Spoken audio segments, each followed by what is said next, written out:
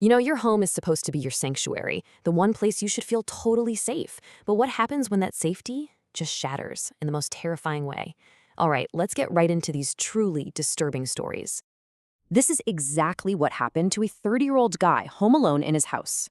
So it's 1 a.m. and he wakes up. He hears his sister calling his name from downstairs. But here's the thing. She was 20 miles away at her boyfriend's place. Impossible. So, kind of groggy, he heads downstairs to check it out, calling her name in the dark. He calls out for her one last time. Nothing.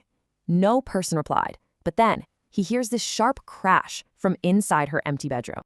He bolts back to his room and locks the door.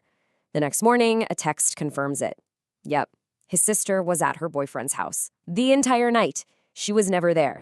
Okay, now the threat moves from maybe in his head to right outside the house. Get this, a teen is home alone for a week. His house backs right up to some deep woods. At first, he figures it's just kids, but then the voice gets way too specific and desperate. He actually starts walking towards it, but his gut just screamed no, so he backs off. He locks himself inside, but the voice followed him. It's in his backyard now. And on the other side of that window, a man just starts laughing before walking off. Our next story takes this a step further. Now the threat actually has a face. Picture this.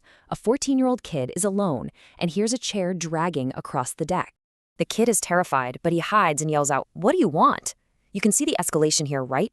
A silent watcher becomes an active threat.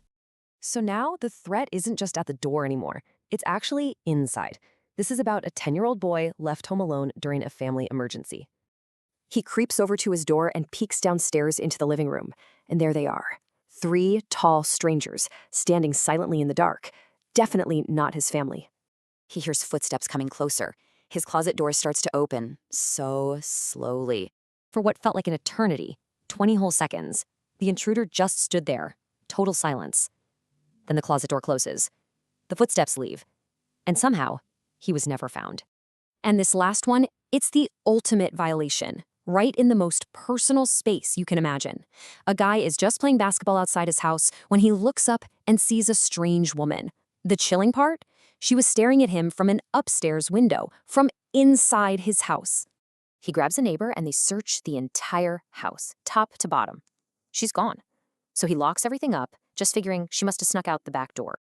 It wasn't a house creak or a bump in the night. It was a human sound, right there. She'd been under his bed that whole time, for hours, just waiting.